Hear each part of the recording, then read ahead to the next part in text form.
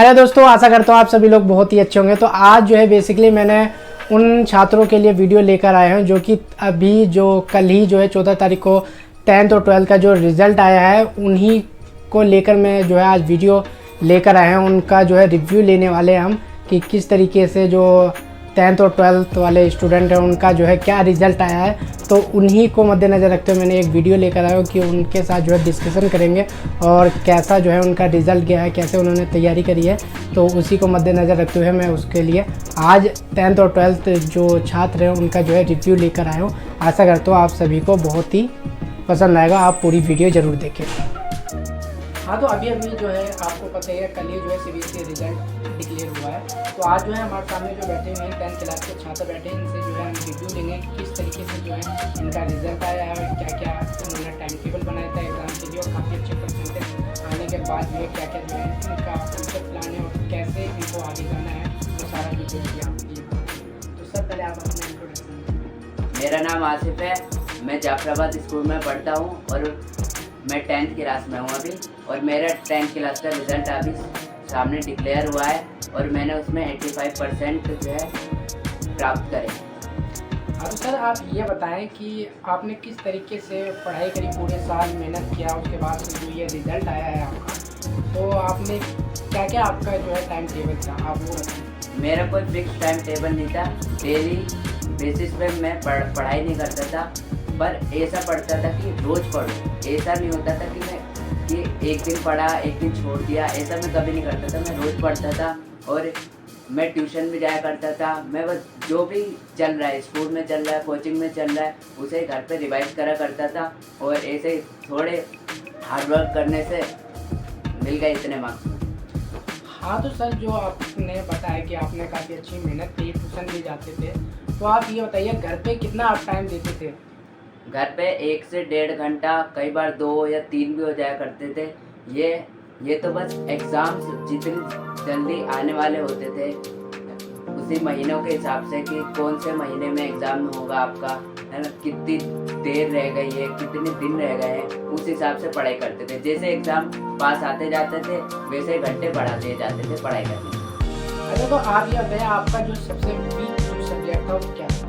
वो तो मेरा मैथ्स था। मैथ्स बहुत ही ज़्यादा मेरा वीक था, उसमें बहुत दिक्कत आती थी। तो आपने बताया जैसा कि मैथ आपका सबसे वीक था, क्या आपने जो है मेहनत करी उसमें, क्या आपको इस बार जो 10th में जो सीबीएसई बोर्ड था क्या इसमें आपको उतनी मार्क्स मिले जितनी आपको चाहिए थी, जैसे आपने मेहनत करी, क्या उसके अंदर कुछ इंक्रीज हुई है अंक। 9th से लेके 10th में बहुत ज़्यादा इंक्रीज हुई है, क्योंकि मेरे 9th में जो मैथ्स के नंबर थे वो बहुत ज़्यादा कम थे। तो मैं उसी चीज़ को लेके हैरान था कि मेरे इतने कम मार्क्स कैसे आ गए मैथ में। फिर इसीलिए मैं जब 10th में आया तो मैंने डिसाइड कर लिया था कि मैं 10th में जो मैथ्स पे ज़्यादा फोकस करूँगा और उसी की बदौलत मेरे मैथ्स में भी काफ़ी अच्छे मार्क्स आए।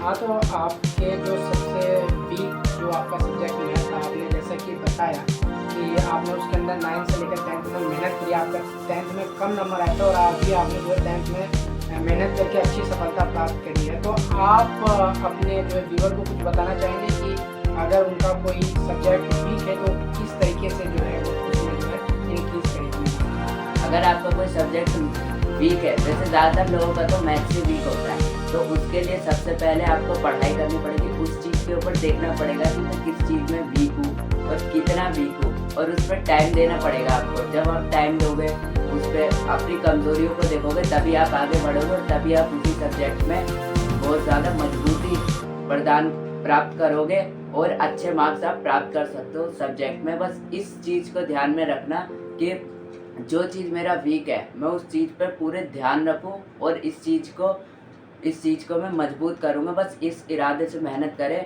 तो आप अच्छे मार्क्स प्राप्त कर सकते हैं। तो देखा एक 10th क्लास के बच्चे ने काफ़ी अच्छा जवाब दिया और जितने भी जो अगले साल जो नेक्स्ट ईयर के जो छात्र होंगे सीबीएसई बोर्ड में, काफ़ी इन्होंने जो है अपने हिसाब से जो है इंस्पिरेशन दिया है। तो काफ़ी अच्छा इन्होंने अपना अनुभव बताया। तो अब आप ये बताइए सर कि आपका जो है फ्यूचर प्लान क्या होगा, आगे आप किस स्ट्रीम में जो है एडमिशन लेना चाहेंगे। आगे मैं साइंस स्ट्रीम में एडमिशन लेना चाहूँगा, क्योंकि साइंस मुझे ठीक लगती है, अच्छा सब्जेक्ट है वो, है ना। हर आदमी का अलग अलग स्ट्रीम में इंटरेस्ट होता है तो वो अपने अपने स्ट्रीम के हिसाब से ले रहे हैं। मेरा साइंस में इंटरेस्ट है, इस वजह से मैं साइंस स्ट्रीम ले रहा हूँ। तो आप ये बताइए, क्या आपके नंबर ज़्यादा आने से आप साइंस लेना चाहते हैं या आपका बचपन से इस सब्जेक्ट के अंदर इंटरेस्ट था? और अगर आपका जो है इसके अंदर 85% ना आने के बजाय अगर 50% आता तब क्या आपका डिसीजन होता? आप कृपया करके ये बताएं। अगर मेरा 50% तक आता मार्क्स तो मेरे पास कोई चारा ही नहीं था, ऑप्शन ही मेरे ख़त्म हो गए थे। पहले तो आप ये ध्यान रखें कि आपके 50% आए ही ना, पहले आप ये डिसाइड कर ले मेरे 50% आने नहीं चाहिए, मेरे इससे बहुत ज़्यादा गुना 80 से ऊपर आने चाहिए। पहले आप ये ध्यान में रखो। और अगर बाय चांस आपके 50% आ गए हैं तो आपके पास बस आर्ट्स लेने का वो है। मैं ये नहीं कह रहा कि आर्ट्स एक बुरा सब्जेक्ट है, पर आप जो भी सब्जेक्ट लें अपने पूरे मन से लो और पूरा ध्यान लगा के उस पर कॉन्सेंट्रेट करके पढ़ो, तभी आप आगे बढ़ पाओगे और कुछ बन पाओगे। सर जैसे आपने बताया कि बंद करिए, देखा आपने किस तरीके से इस छात्र ने मेहनत करी 10th क्लास में और अच्छे जो है नंबरों से ये पास हुआ और काफ़ी अच्छा जो है इनका रिजल्ट आया, अपने स्कूल में जो है ये टॉप आए। तो सर आपको अपने स्कूल में टॉप आने पर कैसा अनुभव होता है? ऐसे लोगों की तरह मुझे भी बहुत अच्छा महसूस हो रहा है, क्योंकि आप जितना अच्छा स्कोर करते हैं, आपको जितने अच्छी सक्सेस मिलती है, आप उसी हिसाब से फील करते हैं। अगर आपके अच्छे मार्क्स नहीं आए होते तो आपको अच्छा फील नहीं होता, पर अभी मेरे अच्छे मार्क्स आए हैं, जितना मैं चाहता था उतने तो नहीं आए, पर अच्छे मार्क्स आए इसलिए मुझे अच्छा एहसास हो रहा है। सर जैसा आपने बताया कि मेरे को जितने मार्क्स रहते उतने नहीं आए, तो सर आपका जो है टारगेट क्या था? मेरा टारगेट था कम से कम 90% से प्लस ही आए, पर ऐसा हुआ नहीं, 90% से प्लस आ नहीं पाए। अच्छा, तो आपने काफ़ी अच्छा जो है रिव्यू दिया 10th क्लास में और काफ़ी अच्छा जो है आपके रिजल्ट आया और काफ़ी अच्छा पास हुए। आशा करता हूँ आपका फ्यूचर में भी जो है इसी तरीके से भी जो है आपका नंबरों से आपका रिजल्ट पास हो। तो thank you sir. Thank you. ठीक है, तो अब जो है मैं आपको 12th छात्र के जिनों का जो रिज़ल्ट आया है नॉर्थ ईस्ट दिल्ली में ही काफ़ी अच्छे नंबर से वो पास हुए हैं। उन्होंने टॉप तो नहीं किया है लेकिन उनका काफ़ी अच्छा जो है नंबर आए हैं, काफ़ी अच्छा जो उनका रिजल्ट है। तो अब जो है उनसे रिव्यू लेते हैं कि उन्होंने किस तरीके से तैयारी करी। इससे पहले हमने 10th क्लास के CBSE बोर्ड के छात्र का जो रिव्यू लिया है रिजल्ट के हवाले से।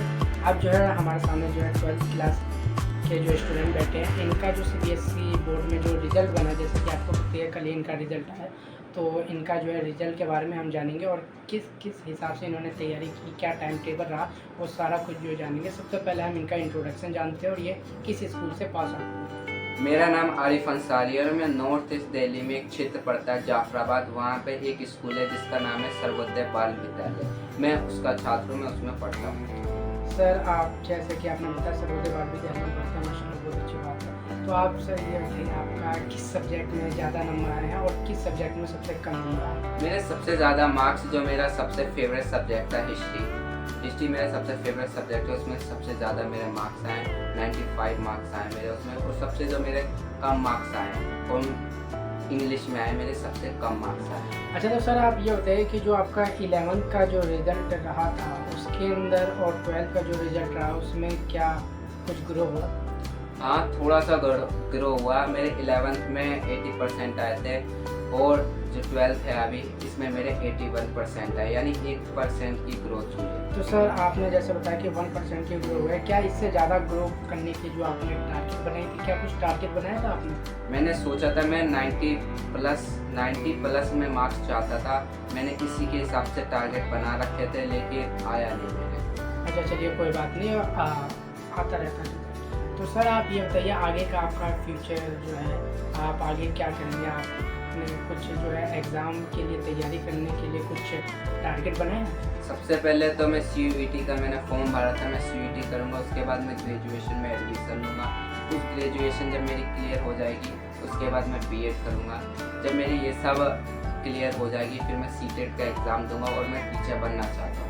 अच्छा, जैसा आपने बताया टीचर बनना चाहते हैं। सर पहले आप ये बताइए कि आपका जैसे टाइम टेबल क्या रहा था, क्या आप ट्यूशन जाते थे? और आप नहीं, मैं ट्यूशन नहीं जाता था, मैं ऑनलाइन जो क्लासेस होती थी उसको अटेंड करता था और वही मैं ऑनलाइन यूट्यूब से पढ़ता था।